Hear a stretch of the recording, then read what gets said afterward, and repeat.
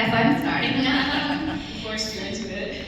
So at the time auditions first came out, I don't think I was super aware of what Demon Slayer was. Like maybe I had heard of it, but it wasn't, this cultural phenomenon that it is now, which is probably for the best, because otherwise I would have been really nervous when I sent my audition. So I auditioned for other characters prior, which I obviously did not get, and then later on, when the series was already, I can't remember if it was starting to come out or what, but I knew it was like pretty popular by that time. Then I got an audition for Mitsuri, and I actually did not think I was going to book that role.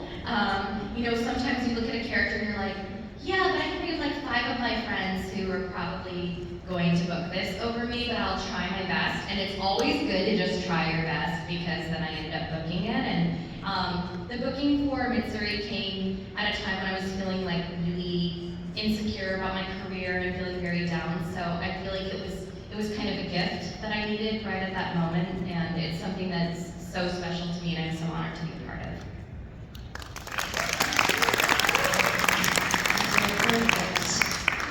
I think we all have those feelings of like, this isn't the role for me, like so-and-so's gonna book this, and then you book something, it's always a special surprise.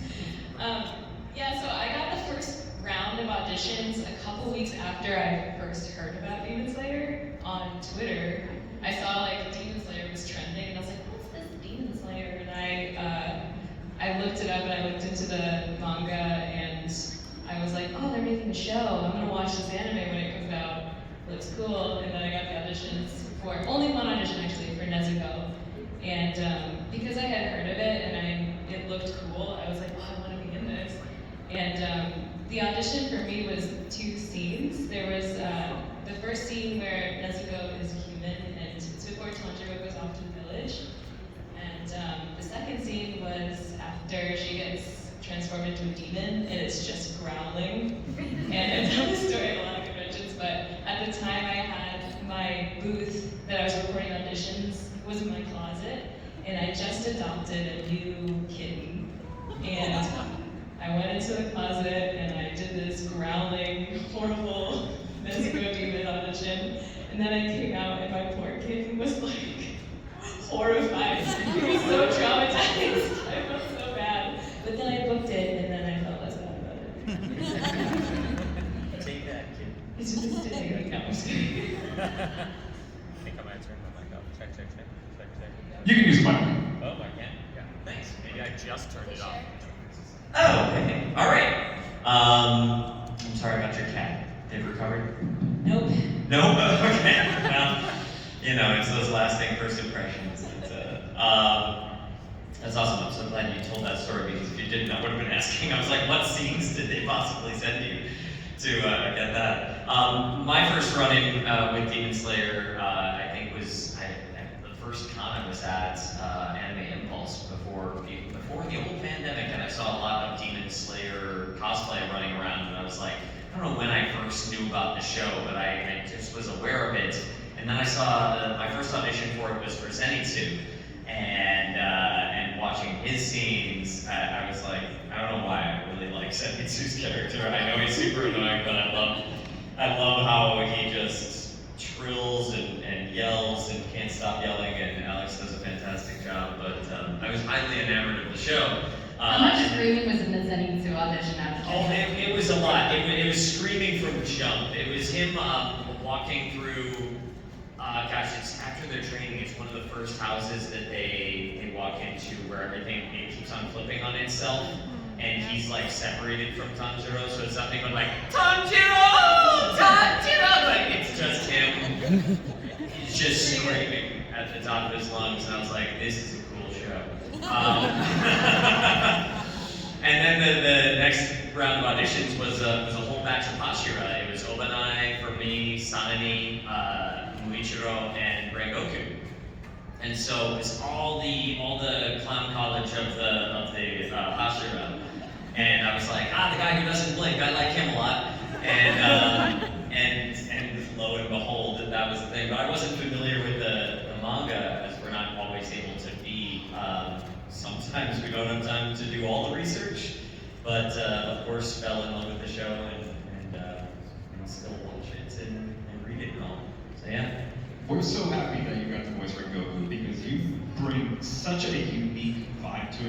Rengoku's a deeply inspiring character, and through Mark's performance, you embrace that fiery side of him. So what was your process of embodying that, that tough spirit? I guess as far as like approaching the character, it actually really did start with that image of him just like unblinking, standing there. There's so much of Demon Slayer's art, and indeed a lot of animation where a lot of us draw inspiration from when we're approaching characters is that artwork that we find. And you can find it in all different points, the colors that they use, the posture that he has, the sharpness of his features, again, like that stare, and of course, like Satoshi Hino's performance when we hear the dub. So all of those things mixed together with blending our own personal experience and our own qualities into it, help us to establish the character, and then of course it's working with the directors at that point. It was a lot of nerves going into Mugen Train. Like, I've never been nervous for a project until I realized that Mugen Train was going to happen. And reading the script, knowing the hype that was starting to build up around Demon Slayer, I was super freaking nervous. And I gotta say that a couple of points in there made me not so nervous. One was shouting, "Taste!" over and over again. And it's the best way to start a session. All my nerves melted away, the booth got nice and hot. It was great. And then the second was when it dips into his backstory. And in that, a lot of times we are following very closely as to what the dub lays down, as to what the actors in Japan have already laid down as far as tonal shifts. Satoshi Hino's performance, even like his voice relaxes, his entire demeanor relaxes, and I was like, oh, thank God, there's freaking like dimension here, and all of these walls of him being a soldier, they kind of disappear, and you get to see the human, the son, the father, the son, the brother. You get to see all those aspects of his character, and it was cool to hear his voice shift into a different place, because we hadn't heard that in the audition scenes before. And I was like, oh, I'm ready for this ride. And then it just buckled up through the rest of the movie. It was great. And then what happened? Everyone lived happily ever after. Just like every episode of The Demon Slayer. Nothing bad ever happens in Demon Slayer. Every head is attached. I'm sorry. Thank you for It's just sharing. the demons. Abby, what about you? Nesco is such a unique character with limited dialogue. Like, how did you approach voicing her? Did you take inspiration from the Japanese voice cast as well? Yeah, of course. Like, I think dubbing, like, it's hard not to take inspiration from the Japanese performance. Like, we're listening to that first, and then we're going in for our take to match Lab's. Or not, because I have bamboo in my mouth. But Nezuko is a really interesting character because she doesn't speak a lot throughout the show, but we do get a taste of her human personality in the very beginning and in some flashbacks. And you see how she's like she's nurturing in like a motherly kind of way. She's like an older sister to her siblings, and she takes care of them, and she's very selfless. She says like she doesn't need fancy kimonos, and she'd rather feed her family. And all of that to say, when she's in her demon form, I think her personality kind of gets clouded by this, but the important parts of that personality still shine through.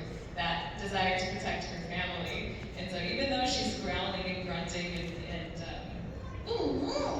and that's about it for a while, the drive to protect her family, Tanjiro, who's the only one left, is still there. And then finally we see her breaking through, spoiler alert, Nezuko starts to talk.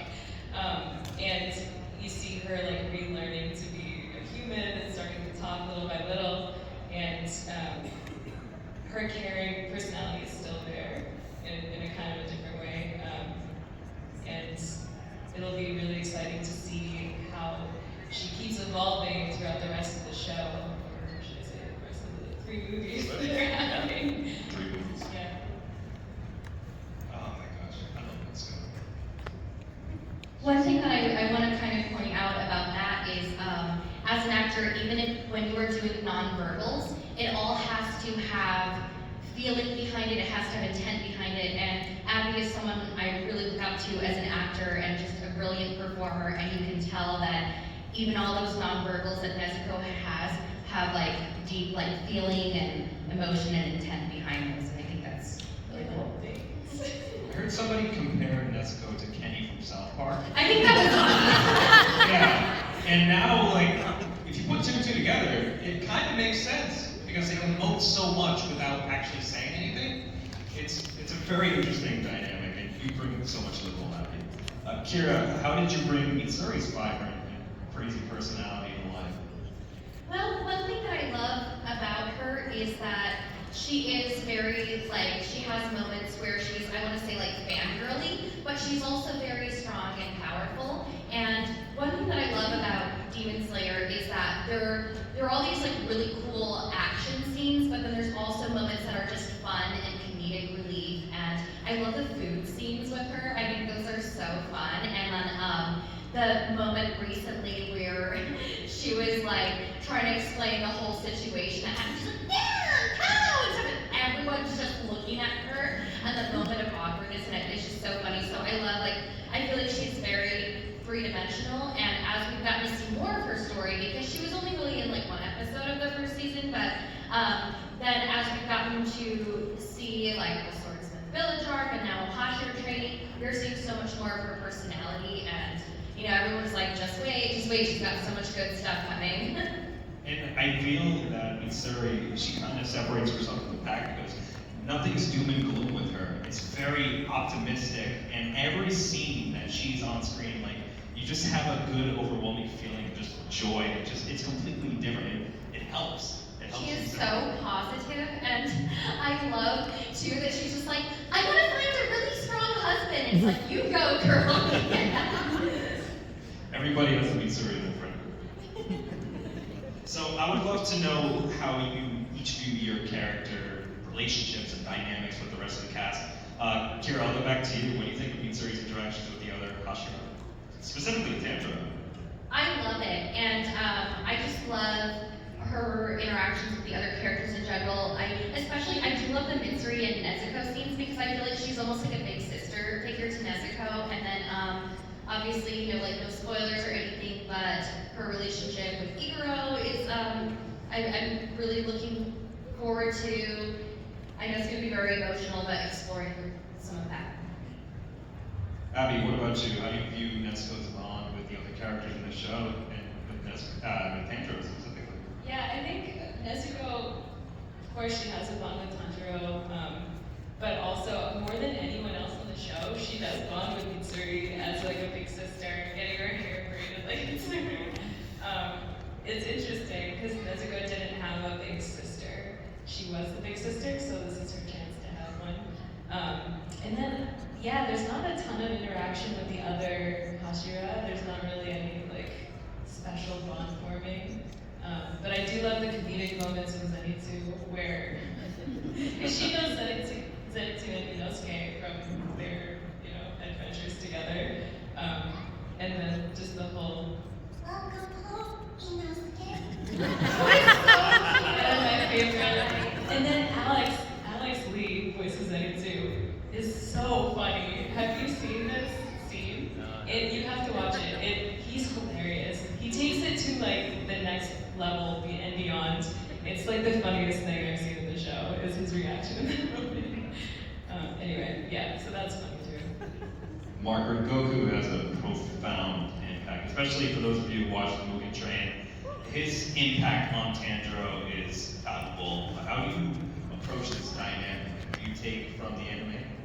I think, especially specifically with Tanjiro and Rengoku, I think it's, I don't know, we get so little time, and yet the impact is there. And I think, I'm not sure what wizardry is happening with the writing that has allowed all of these interactions that we don't actually get to see, but the effect that sort of loss, sacrifice, that hit takes to everybody. It's the reactions of everyone to losing it and how serious things take a turn, and how everyone sort of like steps up to the plate after that moment and starts to kind of like form together.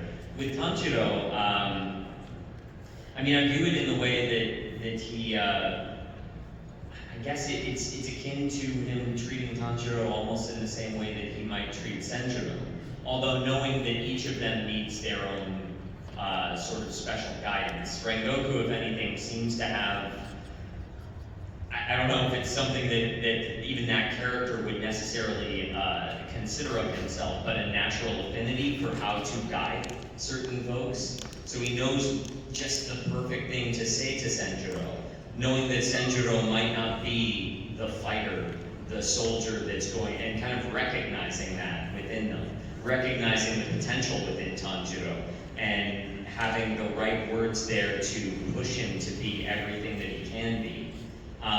Perhaps even more than Rengoku himself could ever be. I think it's like seeing that best part of people and being able to lift it up, which may be why it sucks so much that he's gone. You see all that potential there, and you see like, if you could just have that mentor be there, and it's really like the other characters' reactions, Tanjiro's reaction to like, what am I gonna do? They kind of all sensed this idea that there was something great there, if only we could just have a few more moments in time. But at the same time, there's what Rengoku, again, even like says, even in his final moments, that it's like you press on beyond that, even if he's not there, if someone else isn't around to push you forward, you find it within yourself and push yourself forward. And that becomes Tanjiro's burden, in a way, through the rest of this show.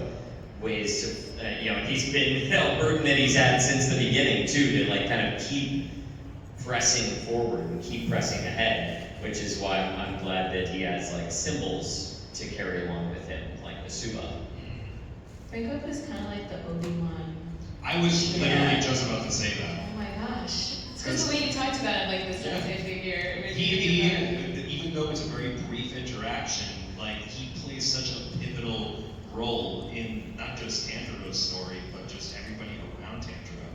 And thank you for sharing that, Mark. Yeah, totally. Thanks, Rex. The tone of the anime ranges from emotional to thrilling to downright hilarious. So, like, what are some of your favorite scenes or moments to act in the series? Because if you ask any Demon Slayer fan, everybody's gonna have a different answer. So, I'm just curious about what you guys think. I like all of Inosuke's random stuff. Yeah. I love Muscle Mice. I love Inosuke. I know it's not necessarily Inosuke bound, but I love Muscle Mice. I love Inosuke in his like little fantasy where he's like in the caves during Mugen Train, leading them through. Yeah, all the funny parts are like, I don't know, there's some ridiculous crap in there. I can't wait to watch that scene. I haven't seen it yet. Yeah, it's really funny. That's one of the Welcome Home Inosuke moment is one of my favorites. Inosuke is my favorite character, and everything he says and does is hilarious to me. Especially when Bryce is just screaming. By the way, I could hear Bryce laughing maniacally as Inosuke all the way across the room yesterday. I was like, what's that? Oh yeah, Bryce is here, that's right. Yeah, I think he's so funny. And for the more serious moments, oh man, the scene where Nezuko like kicks Tanjiro.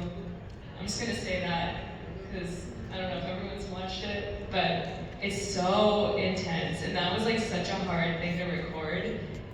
Not because I was like, I knew that Nezuko wasn't gonna be killed off in this moment, most likely. But it was like, it's just hard to watch. It's hard to watch Nezuko like burning, and then I had to record that, so I had to put myself in that headspace, and it was really intense. But it's such a beautiful scene, and it's really impactful. People come to my table and they talk to me about that moment, probably more than anything these days. So yeah, if you guys haven't seen that, brace yourselves. It's intense. I saw that scene in the theater with you. I remember when some of us went to go see it together. Yeah, that was just any of the moments where you see like how much the characters care about each other, like whether it's Tanjiro and Nezuko, but I do love, I say you gotta have funny moments to balance out the sad, right? And one moment that my character was involved in that I think was really funny is when Mitsuri's like running down to the hot springs and Tanjiro was like, Miss Karuchi, please!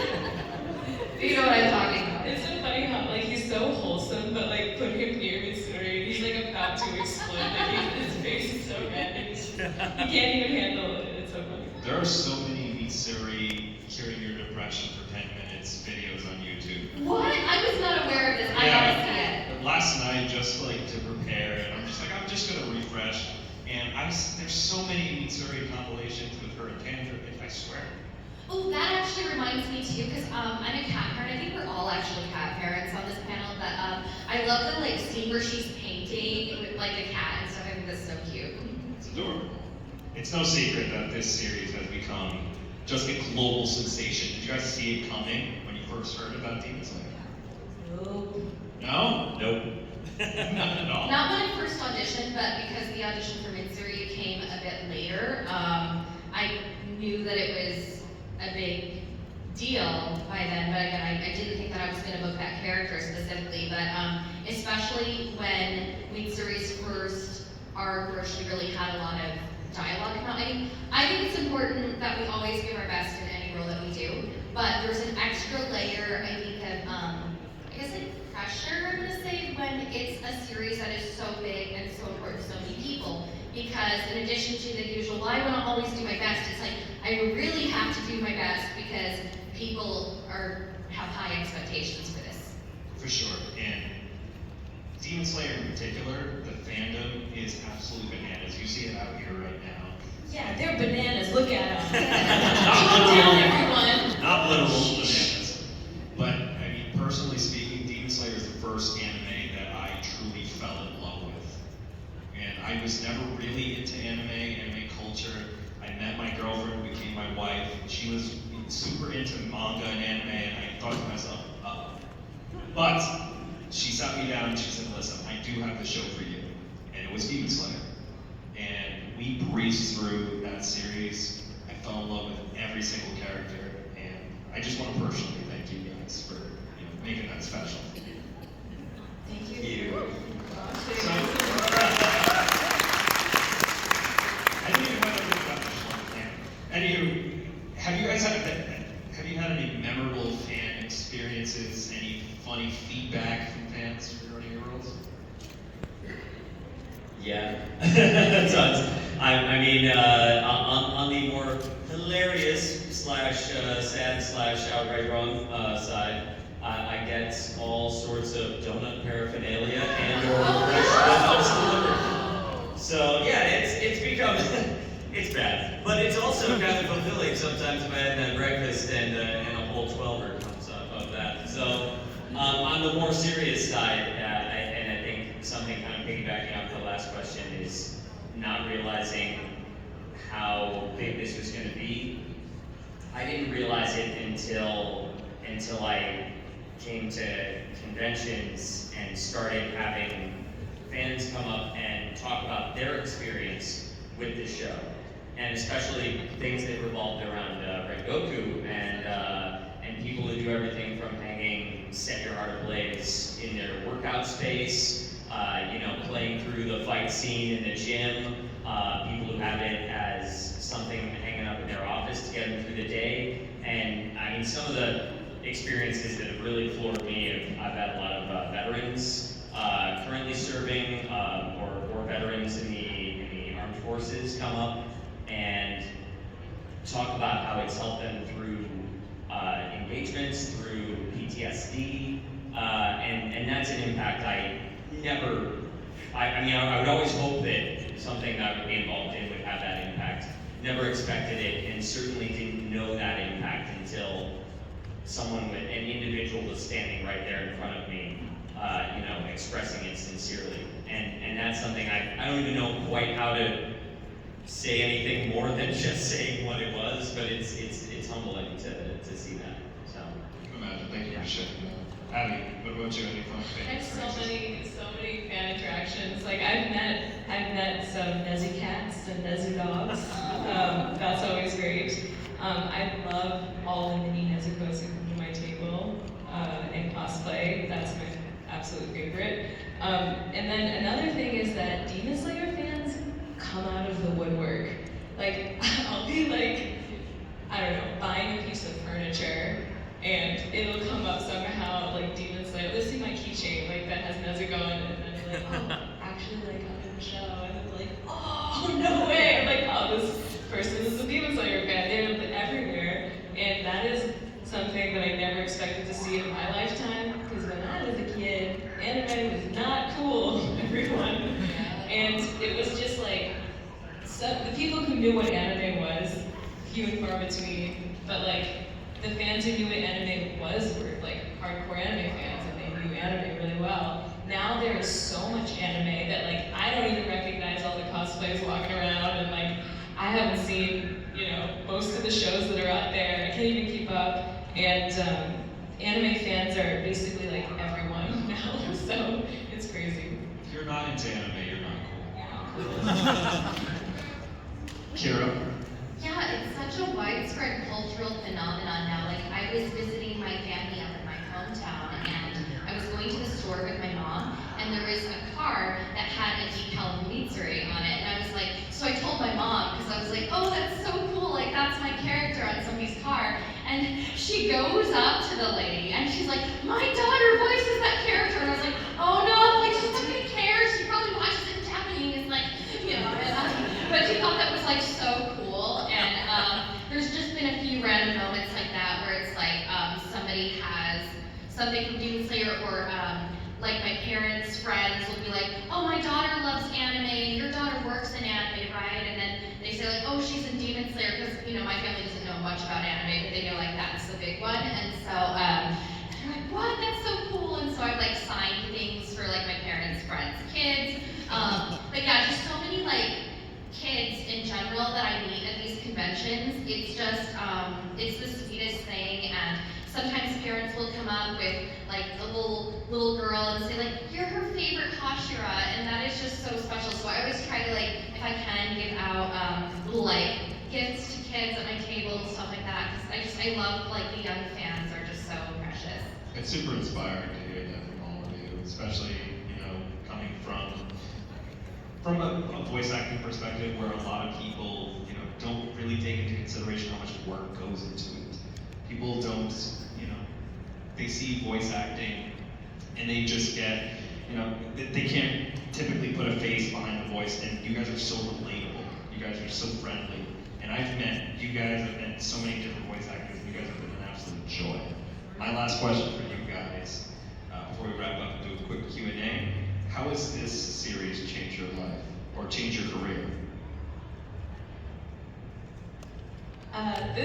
Just being a part of the show has brought up so many incredible opportunities that I never thought would happen.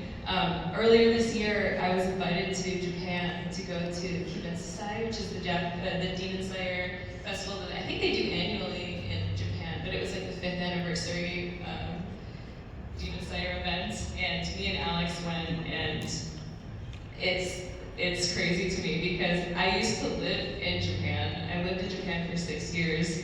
I was initially teaching, but then I was trying to be an actor and singer in Tokyo for a minute.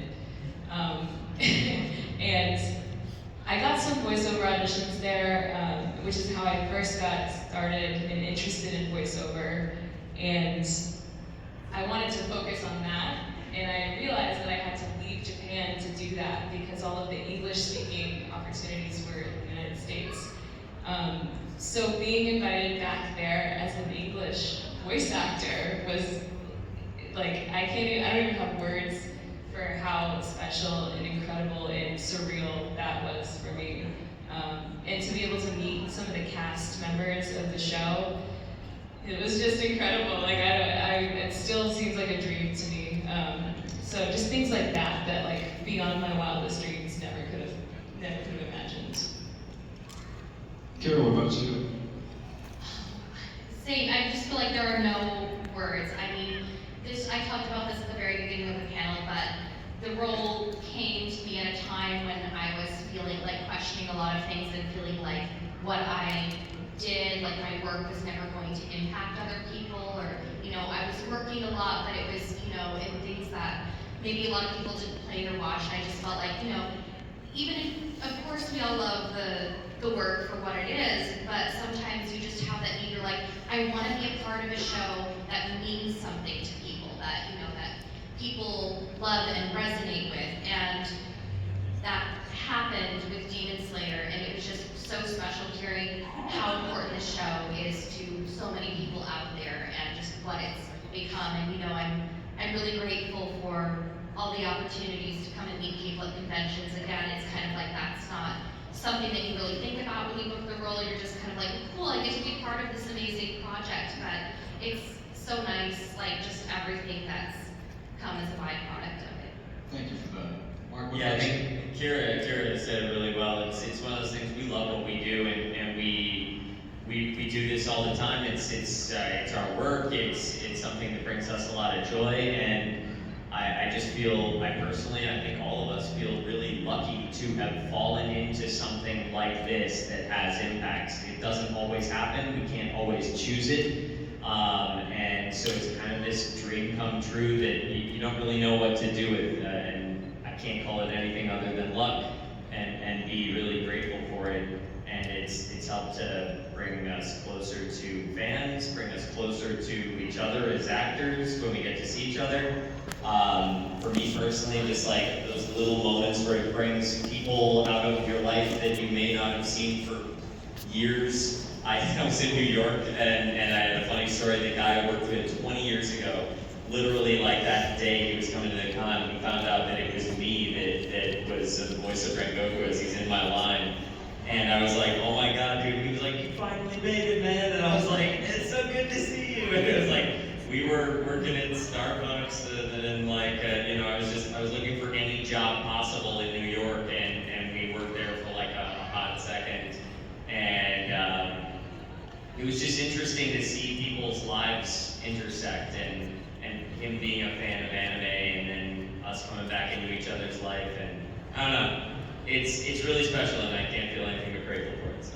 That's beautiful. Well said, all of you. Well, that will wrap up our on-stage discussion. Let's throw it to you guys.